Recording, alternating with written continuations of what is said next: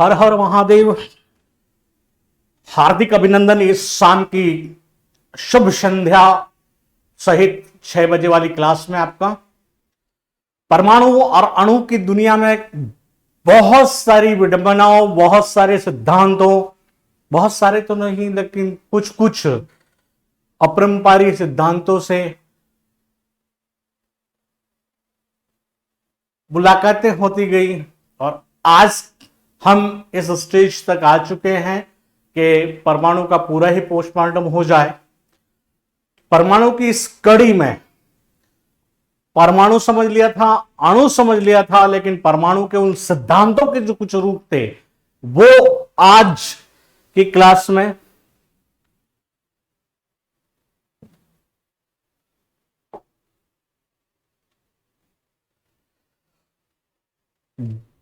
Thompson आए थे और थॉमसन ने हमें यह सिखाया था। और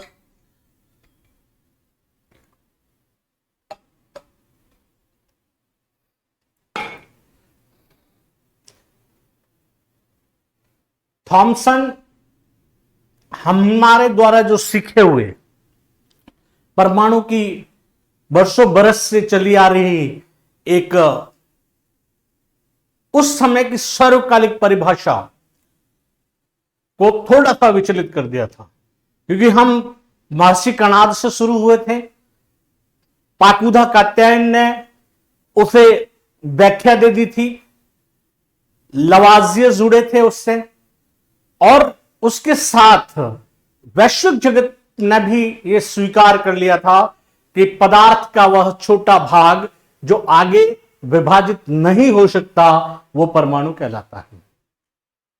फिर हलचल हुई, जे टॉमसन के, वही थॉमसन ही है, इसमें उलझिएगा नहीं। जे थॉमसन आए, वहां से ये लगने लगा कि नहीं, इसमें कुछ न कुछ विभाज्य स्वरूप मौजूद है अभी, जिसे आगे चलकर परमाणविक कण के रूप में मान्यता दी गई थी। तो स्टार्ट यहां से लेके परमाणु के अविभाज्य नहीं होने के संकेत की हेडिंग है कि आखिर परमाणु अविभाज्य नहीं है, यह हमारी जहन में कैसे आया। तो पता यह चला कि जो स्थिर वैद्युत और जो विद्युत का चालन हो रहा है पदार्थों द्वारा, ये दोनों चीजें ऐसी इंडिकेट कर रही है कि कुछ न कुछ उस अविभाज्य कण में है। अब ये बहुत बड़े लेवल पे हम नहीं भी समझे तो बड़ा साधारण स्तर पे बता देता हूं कि पदार्थ में कुछ ऐसा होता है जो विद्युत का संचालन कर रहा होता है, और पदार्थ में कुछ ऐसा होता है जो विद्युत का संचालन नहीं कर रहा था, जिसको हम न्यूट्रल बोल देते हैं, उदासीन बोल देते हैं। और कुछ का स्वरूप जो होगा वो अर्धचालन का होगा, वो कभी संवहन भी करेगा और कभी विद्युत उसके प्रति कुछ अलग रूप भी दिखा देगा। सारे स्वरूपों में अलग अलग चीजें आएगी। तो ये आते ही, ये फैक्टर जुड़ते ही पता चला कि यहां पे कुछ न कुछ ऐसा भी है जो हम पूर्ण रूपेण ये नहीं माने कि ये अविभाज्य है। अपरमाणुविक कण, और इस अपरमाणुविक कण, ये जो शब्द लिखा हुआ है, इसको थोड़ा सा अपन ले चलते हैं इधर। तो ये है आपका पी ई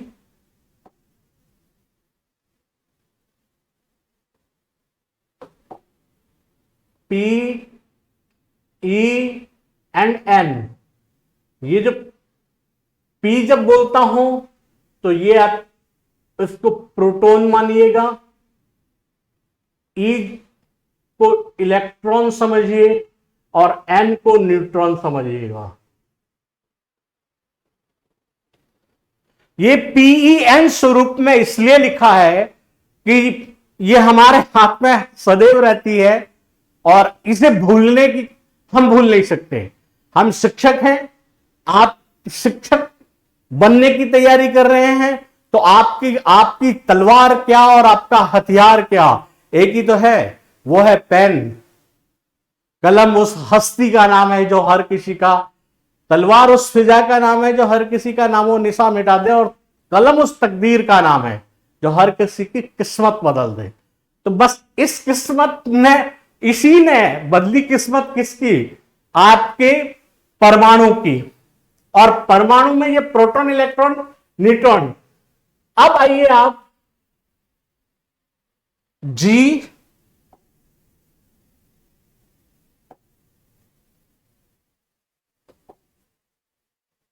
जी और टी।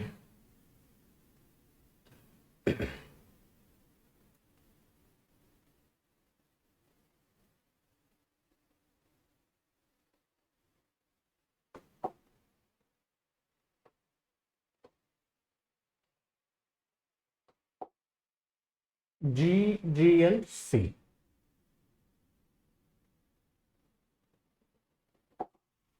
यहां वापस क्यों? G T L C. GT और सी से समझिएगा, जयपुर का एक नामचीन स्थल होता है जीटी, और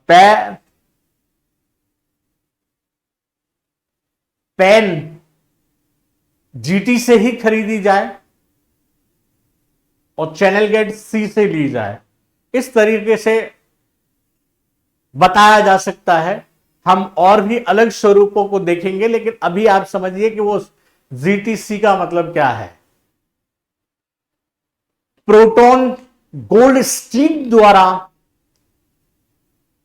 खोजित था, इलेक्ट्रॉन थॉमसन लेके आए थे, और न्यूट्रॉन देने वाले चैडविक थे।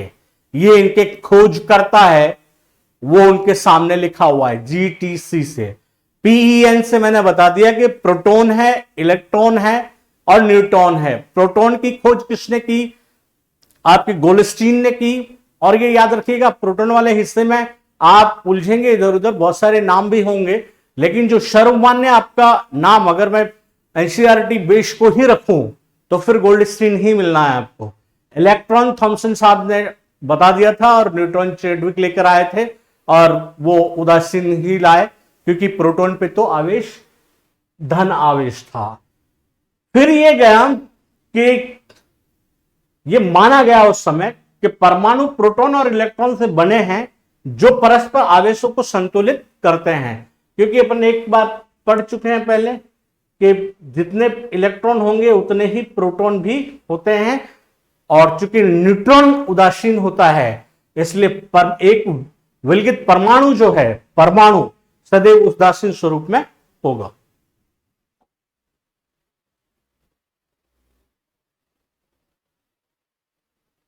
जॉन डाल्टन के अनुसार परमाणु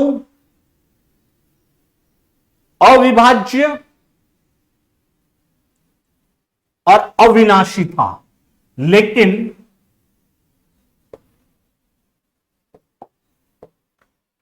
परमाणु के अंदर के दो मूल कणों की खोज ने अवधारणा को बदल दी। बता चुके अपन। अब जे थॉमसन ने जो अपना परमाणु मॉडल दिया था, वो देखिएगा। परमाणु धनावेशित गोले का बना होता है और इलेक्ट्रॉन उसमें धसे हुए रहते हैं। ऋणात्मक और धनात्मक आवेश परिमाण में समान होते हैं, इसलिए परमाणु विद्युत रूप से उदासीन होते हैं।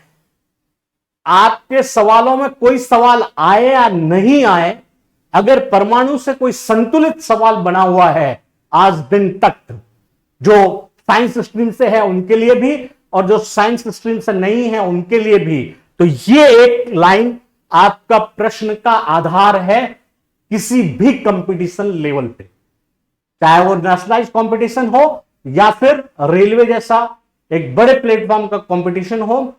परमाणु उदासीन होता है, और क्यों उदासीन होता है? ऋणात्मक और धनात्मक आवेश परिमाण में समान होते हैं। और इसी वीडियो में आगे चलकर इसके अंतिम हिस्से में अपन उस परमाणु के कक्ष और कक्षक को पूरा विस्तृत रूप से समझ रहे हैं, वहां चलकर और भी आपके क्लियर हो जाएगा ये। तो वापस आइए थॉमसन पे। थॉमसन का बहुत अच्छा उदाहरण अपन समझ चुके थे, मैंने कहा था कि आपको इधर उधर का हम नहीं देखें। स्थानीय पर उदाहरणों पे जाइए तो तरबूज की बता दी थी कि उसमें जो बीज धसे हुए होते हैं। फिर अगर थोड़ा बाहर ले जाऊं तो प्लम पुडिंग नाम की एक मिठाई बता दी, और उस मिठाई को नहीं पहचान पा रहे तो कोई नहीं, मोतीचूर के लड्डू को पहचान दीजिएगा। इस तरीके से थॉमसन का जो परमाणु प्रतिरूप था वो प्रस्तुत हुआ। फिर आए रदरफोर्ड। रदरफोर्ड का मुख्य आधार जो था, रदरफोर्ड को एक चीज मिली थी, और मैंने आपको कहा वैज्ञानिक जगत इसी चीज पर चला है कि जो खोज हो चुकी है उस खोज को साबित करना, और उसमें से अगर कोई चीज साबित नहीं होती है तो उसका खंडन करके नवीनता की ओर बढ़ जाना। परमाणु का सिद्धांत में जो अपरमाणविक कण खोजे गए थॉमसन द्वारा, उस आधार पर रदरफोर्ड का प्रयोग शुरू हुआ। और रदरफोर्ड कोई छोटी मोटी हस्ती नहीं थी, ये रदरफोर्ड नाभिकीय भौतिकी के जनक माने जाते हैं। क्वेश्चन ये भी हो सकता है आपका, रदरफोर्ड नाभिकीय भौतिकी के जनक माने जाते हैं, और उन्होंने अपरमाणविक कणों को साबित करने के लिए एक स्वर्ण पत्री प्रयोग किया था। सोने की पतली परत ली, उस परत पे अल्फा कणों का बौछार शुरू कर दिया उन्होंने। अब यहां पे बड़ी दिक्कत होती है, अल्फा कण कहां से लाए, कौन सी चीजें थी। अल्फा कण उन्होंने हीलियम का द्विआवेशित भाग लिया और उस पर बौछार शुरू करी। उनका आइडिया यह था कि अगर इसके अंदर कोई धनावेशित होगा, कोई भाग ऋणावेशित होगा, या जहां इसकी सघनता होगी, वो भाग इस प्रयोग के जरिए बाहर आ जाएगा। तो जैसे मैं ये कल्पना करूं कि एक स्वर्ण पत्र आगे रखा हुआ है, उस पे आप यहां से कोई बौछार शुरू कर देते हैं, तो आपके पास कंडीशन 2-3 हो सकती है कि ये जो आपकी किरणें जा रही है, विकिरण, वो या तो विचलित हो जाएगी, या उसको सीधा पार कर जाएगी, या टकरा के वापस आ जाएगी, कुछ ना कुछ होगा। तो उस आधार पे जो उनका नियम प्रतिपादन था, जो आश्चर्यजनक उनको परिणाम मिले थे, वो आश्चर्यजनक परिणाम भाग क्या थे वो देखना। परमाणु का अधिकांश भाग खाली है। उन्होंने एक बात तो ये की कि परमाणु खाली है साहब, अगर आप इसको परमाणु मानते हैं तो ये आपका भाग जो है वो, इसका बहुत सारा भाग बहुत कम घनत्व पे कुछ है, बाकी ये खाली है। तो ये कब बताया उन्होंने, जब उनके द्वारा जो ये अल्फा किरणें भेजी गई, वो अल्फा किरणों का विचलन इतना ज्यादा नहीं हुआ, तो उन्होंने कहा कि ये खाली है।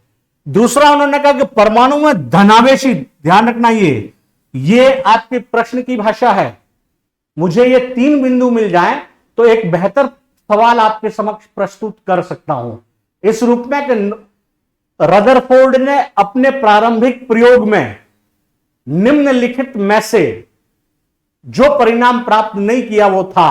तो ये तीनों परिणाम उन्होंने देखे थे, आपके सामने है।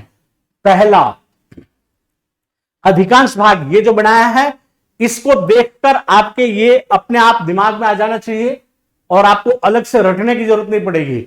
उन्होंने कहा ये बहुत सारी चीजें खाली है, आपको तो रफ कॉपी में एक गोला मारना है और अपने दिमाग को ये ऑर्डर करना है कि इसका बहुत सारा भाग खाली था रदरफोर्ड के हिसाब से। दूसरा, परमाणु में धनावेशित भाग बहुत कम है। धनावेशित कम है क्योंकि इन्होंने ऋण आवेश के साथ कोई हलचल नहीं मचाई। फिर तीसरा भाग था परमाणु का पूर्ण धनावेशित भाग और द्रव्यमान परमाणु के भीतर बहुत कम आयतन में सीमित है। इस लाइन को समझिएगा, यह आगामी प्रयोगों का आधार बन चुका है। दूसरे वैज्ञानिक जो अपना प्रयोग देंगे उसकी ये आधार वाक्य था उनके लिए। इन्होंने ये कहा है कि परमाणु का पूर्ण धनावेशित भाग और द्रव्यमान एक परमाणु के भीतर बहुत कम आयतन में सीमित है। ये कहना ये चाह रहे थे, जिसको आगे चलकर आप नाभिक बोलेंगे, कि ये कहीं ना कहीं, क्योंकि नाभिक की स्थिति देख लो, जब अपन इसको परमाणु मानते हैं और इसका केंद्र है और इसको नाभिक देते हैं तो ये पॉजिटिव, पी पॉजिटिव होता है। होता है नहीं होता है? तो जो धनावेशित भाग बता रहे हैं ये किसी क्षेत्र में है और उसके अलावा ये उदासीन हो जाता है। उदासीन नहीं, मतलब कहने का ये जो एक नाभिक के स्वरूप में इसका आयतन वहां सीमित हो जाता है। फिर इससे आगे बढ़े, अपने इस प्रयोग के जरिए रदरफोर्ड ने अपना मॉडल प्रस्तुत किया। वो तो प्रयोग था, और समझिएगा रदरफोर्ड की दो बातें सामने आ रही है। एक आ रही है उनका प्रयोग और उनके निष्कर्ष। वो जो पढ़े हैं आपने वो प्रयोग का निष्कर्ष प्रतिपादन था। अब जो आपके सामने है वो उस आधार पे उनके द्वारा प्रस्तुत रदरफोर्ड मॉडल के की आधारभूत जानकारी है। क्या क्या है? परमाणु का केंद्र धनावेशित होता है जिसे नाभिक कहा जाता है। यह आ गया। अभी पिछली स्लाइड में यही बता रहा था। वो जो बता रहे थे ना कि सीमित क्षेत्र में होता है, उसका एक लॉजिक काम किया। उस लॉजिक ने यह साबित कर दिया कि यह नाभिक है। एक परमाणु का लगभग संपूर्ण द्रव्यमान नाभिक में होता है। परमाणु का पूरा पूरा द्रव्यमान जो होगा वो नाभिक के अंदर होगा। फिर है इलेक्ट्रॉन नाभिक के चारों ओर वर्तुलाकार मार्ग में चक्कर लगाते हैं, वही आपकी दीर्घवृत्ताकार कक्ष में। और अभी थोड़ा आगे चलेंगे तो वो कक्षक अलग अलग होंगे। दीर्घवृत्ताकार पथ पर चक्कर लगाते हैं।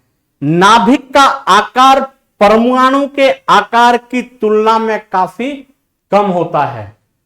ये परमाणु है और इसके नाभिक की संरचना ये मानी गई है, तो नाभिक की तुलना में काफी कम होता है।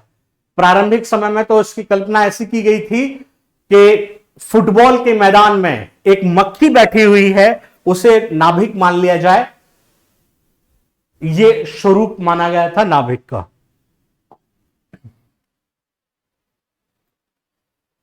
हर वैज्ञानिक के साथ हुआ है, बहुत मेहनत हुई, बहुत अच्छी जानकारी भी आई वैश्विक जगत पर, लेकिन कुछ न कुछ उनके साथ ऐसा रहा कि अगले वैज्ञानिक के लिए एक अवसर देता चला गया। वृत्तकलाकार मार्ग में चक्रण करते हुए इलेक्ट्रॉन का स्थायी हो पाना संभावित नहीं। अब चक्कर है, लगा रहे हैं, लेकिन वो लगा क्यों रहे हैं? उनकी ऊर्जा में हाश होनी चाहिए थी, उनको आकर केंद्र में गिर जाना चाहिए था, लेकिन ऐसा नहीं हो रहा था और इस बात को बताया भी नहीं जा रहा था। कोई भी आवेशित कण गोलाकार कक्ष में त्वरित होगा और त्वरण के दौरान आवेश कणों से ऊर्जा का विकिरण हो जाएगा। इस प्रकार यह ऊर्जा अगर विकिरित होगी तो फिर उसकी क्षमता भी घटेगी। तो पहले जो चक्कर आपके इस स्वरूप में काट रहा है, जैसे ही ऊर्जा विकिरित हुई तो उसकी क्षमता में कमी आई, तो यह अपना पथ छोटा करेगा, फिर और छोटा करेगा, फिर और छोटा करेगा और लास्ट में जाके इसको गिर जाना चाहिए, लेकिन ऐसा नहीं होता है। इस प्रकार स्थायी कक्ष में घूमता हुआ इलेक्ट्रॉन अपनी ऊर्जा विकिरित करेगा और नाभिक से टकरा जाएगा। अगर ऐसा होता तो परमाणु अस्थिर होता, जबकि हम जानते हैं कि परमाणु स्थायी होते हैं। यह रदरफोर्ड मॉडल की प्रमुख कमी जो है वो व्याख्या नहीं कर पाए इसकी। जो मैंने कहा था कि बोर ने अपना त्वरण बता दिया था, वहां पर कोणीय संवेग बताया था, उस संवेग को रदरफोर्ड नहीं समझा पाए थे। तो यह रदरफोर्ड के लिए, रदरफोर्ड का जो तकलीफ वाला जोन था। फिर आया बोर का परमाणुविक मॉडल। रदरफोर्ड की दी हुई बातें बोर के लिए वरदान साबित हो गई और बोर ने अपने तरीके से इस परमाणु को समझाया और यह वो स्वरूप था विज्ञान जगत में जहां परमाणु के संबंध में बहुत बड़ी जानकारी हासिल हो चुकी थी।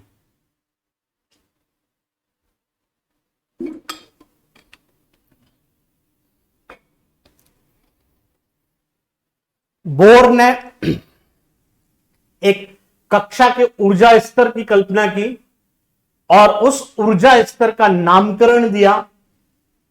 ये नाभिक है।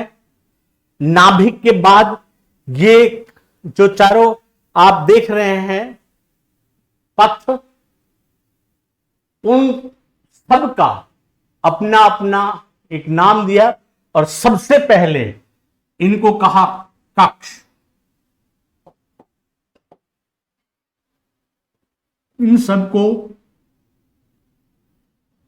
कक्ष यानी ऑर्बिट, और इस कक्ष में फिर इसका एक और नाम था कोश, जो आप शेल पढ़ते हैं।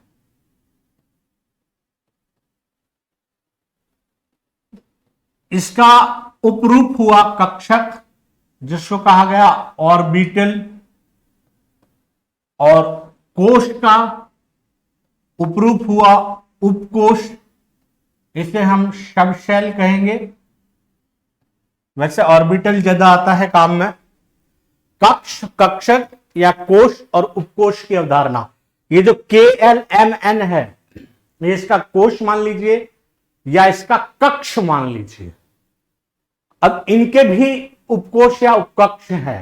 पहले तो ये इनकी जरूरत कहां पड़ी वो समझिएगा। परमाणु में इलेक्ट्रॉन अलग अलग ऊर्जा स्तर में रहेंगे। अब अलग अलग ऊर्जा स्तर में जब रहेंगे, फिर ये बोर मॉडल से बोरबरी मॉडल की तरफ भी बढ़ेगा, तो वहां पर इलेक्ट्रॉन तय हो चुके होंगे कि कितने इलेक्ट्रॉन रहेंगे। तो उसका एक फॉर्मूला आया कि परमाणु में, किसी भी परमाणु के कक्ष में कुल इलेक्ट्रॉनों की संख्या कितनी होगी, उसका यह सूत्र है 2n²। यानी परमाणु के कक्ष में, परमाणु के कक्ष में कुल इलेक्ट्रॉनों की संख्या की अधिकतम संख्या,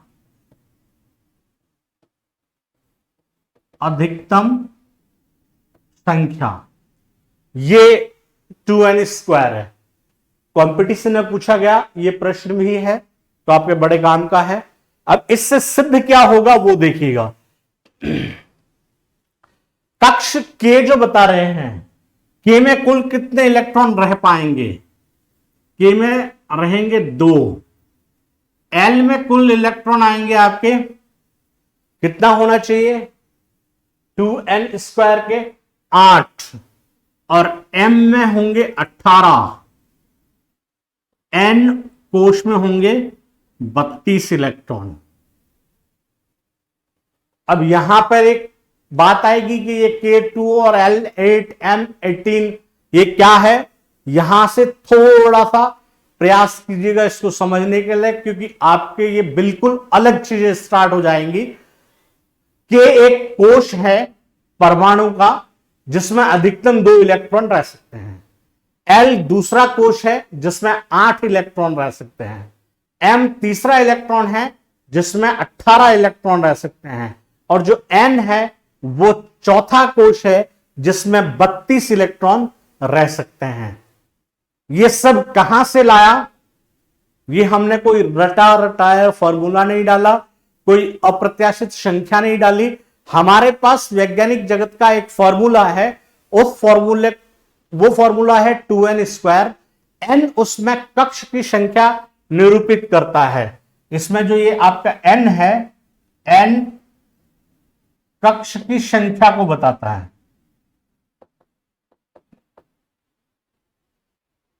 आप पहले कक्ष के लिए 1 लिखेंगे तो 1 और 1 गुणा हो जाएगा, 2 से गुणा करेंगे आपका परिणाम 2 आएगा। n 2n² में n की जगह 2 लिखते ही 2 और 2 आपस में गुणा हो जाएंगे क्योंकि वो स्क्वायर में है। 4 और ये 4 2 से गुणा होकर 8 हो जाएगा। 2n² में n = 3 लिखते ही 3 और 3 9 और 9 2 से गुणा होकर 18 हो जाएगा। और जब आप चौथे की तरफ जाएंगे तो ये 32 हो जाएगा। एक एग्जांपल ले लें अपन, ये 2n², तीसरे कक्ष के लिए अपन लिख देते हैं, ये आपका तीसरा कक्ष। 3 को स्क्वायर में लिखते ही क्या रूप हो जाएगा, 3 × 3, ये हो गया 18। और तीसरे कक्ष में कितने इलेक्ट्रॉन थे, 18। तो ये 18 इलेक्ट्रॉन आपके हो चुके हैं। और 18 इलेक्ट्रॉन्स प्राप्त होने के बाद ये चौथा इलेक्ट्रॉन अगर आप निकालेंगे तो ये 32 साबित हो जाएगा।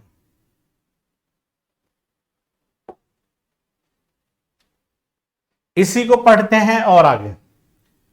अब हर एक कोश के लिए एक उपकोश है, जैसे इसमें 4 प्रकार के उपकोश या और कक्षक या ऑर्बिटल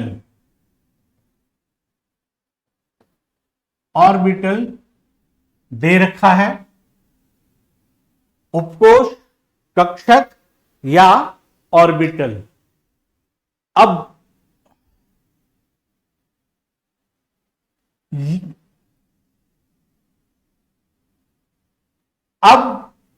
इस और किस कोश में कितने ऑर्बिट आएंगे, इस पहले तो ऑर्बिट को पहचान लें। इनका स्मॉल लेटर में डिनोट करेंगे S, P, D and F. इनकी अपनी क्षमताएं हैं इलेक्ट्रॉन रखने की। एस की कैपेसिटी 2 इलेक्ट्रॉन की है, पी की कैपेसिटी 8 की है, डी की कैपेसिटी 10 की है और एफ की कैपेसिटी 14 की है। इनका अपना स्वरूप है। जैसे एस का जो होगा वो घर इस तरीके का होगा, पी का जो है वो 3 भागों में बटा हुआ होगा, डी का 5 भागों में बटा हुआ है और जो एफ है आपका वो 7 भागों में बटा हुआ है।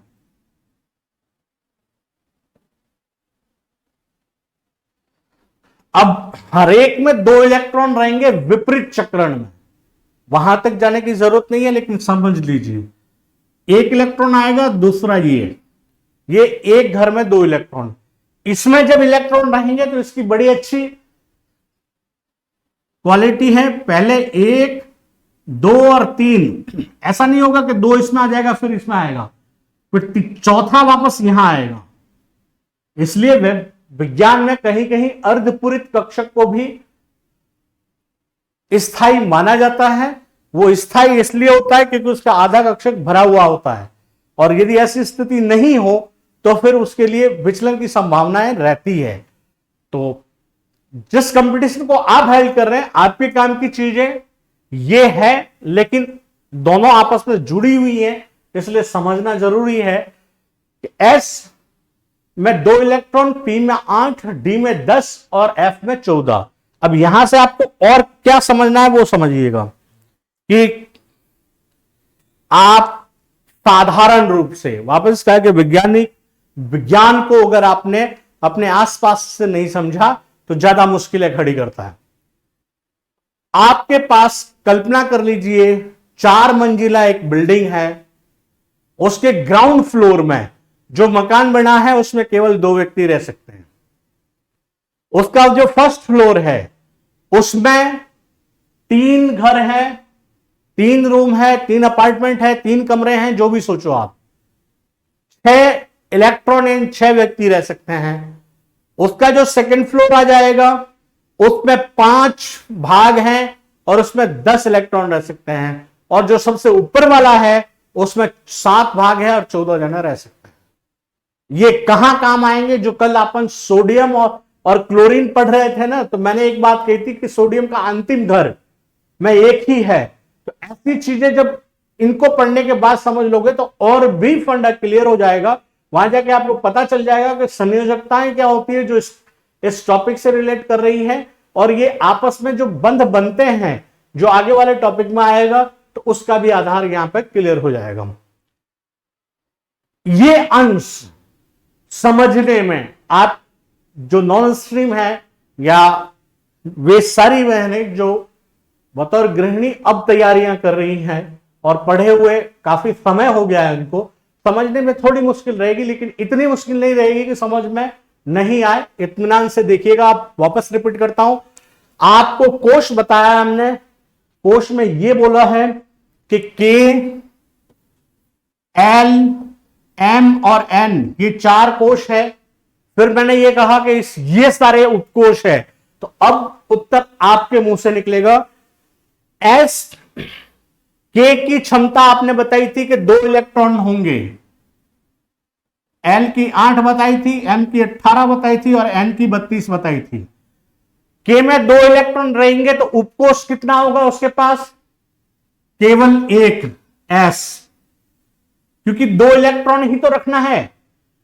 के में के लिए फॉर्मूला लगा दिया 2n²। उस फॉर्मूले से हमें यह प्राप्ति हुई कि के घर में कुल इलेक्ट्रॉन 2 रह सकते हैं। के एक कोश है, और तो अब आप बताएंगे हमें कि उसके लिए कितने उपकोष की जरूरत होगी। तो वो केवल एक ही होगा, वो आपका एस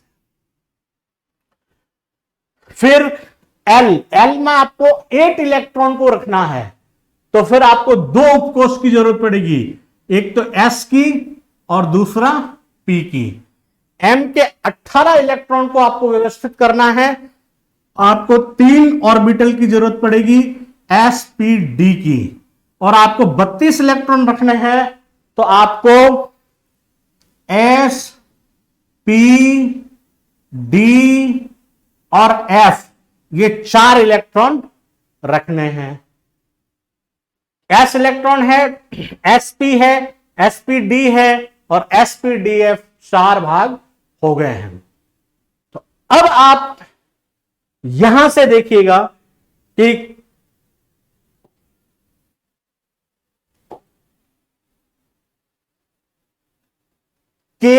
इलेक्ट्रॉन जो व्यवस्थित होंगे या इलेक्ट्रॉन जो संरचना में डाले जाएंगे वो किस तरीके से होंगे वो बता देते हैं आपको। के कोश, इसमें 2 इलेक्ट्रॉन है और इस 2 के लिए एक एस है।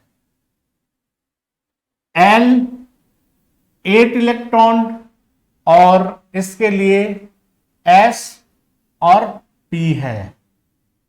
एम 18 इलेक्ट्रॉन और उसमें एस, पी और डी है।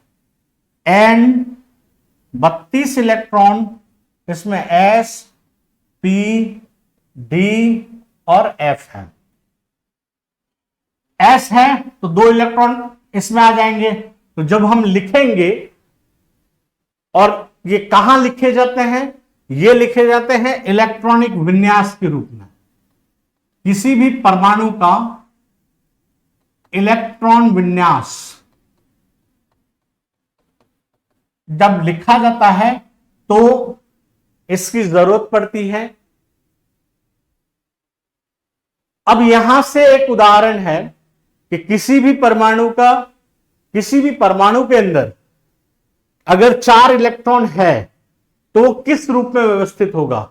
2 इलेक्ट्रॉन तो चला जाएगा इसके पहले घर में, फिर 2 बचे वो जाएगा दूसरे में, और वो 2 किस में जाएंगे? एस में।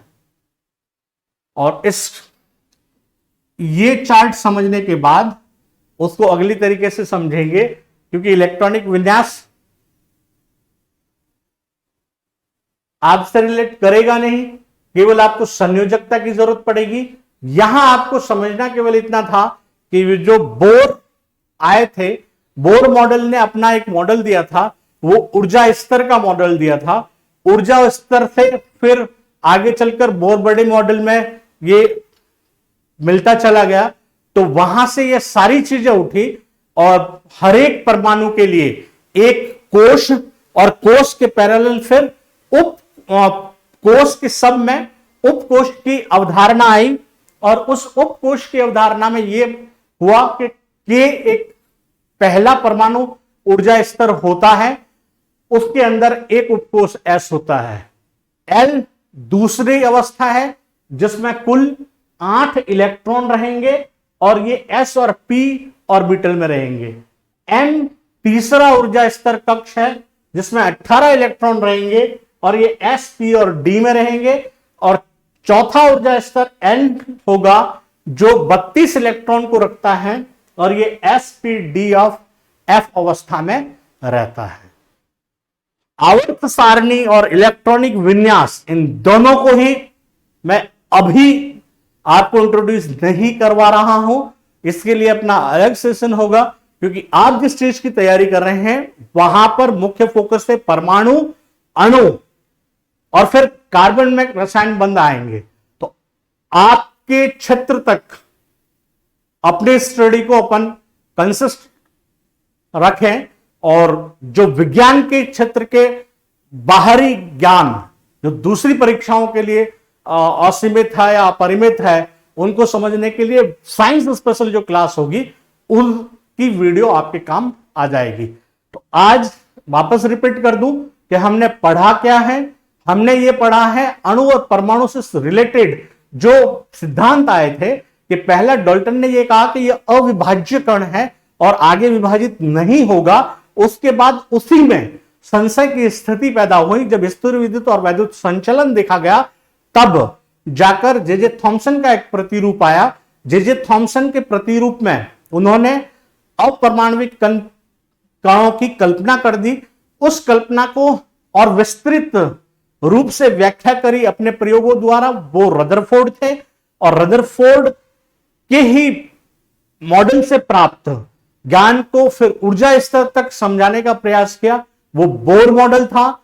और बोर मॉडल में जो कमियां रही उस आधार पे इसका फिर अगले वैज्ञानिकों ने विवेचन किया और परमाणु आज की स्थिति में यह माना जाता है कि परमाणु वह सूक्ष्मतम कण है जिसमें 3 मूलभूत अपरमाणविक इकाइयां मौजूद होती हैं।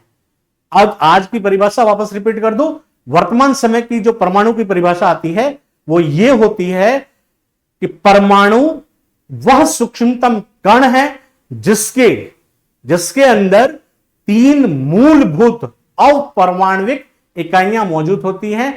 वो है proton, neutron, proton, electron and neutron. बहुत सारी शुभकामनाएं आपके अध्ययन की, और इस तरह से आज की शुभ संध्या की 6 बजे की क्लास को विराम देते हैं। जय हिंद, जय भारत।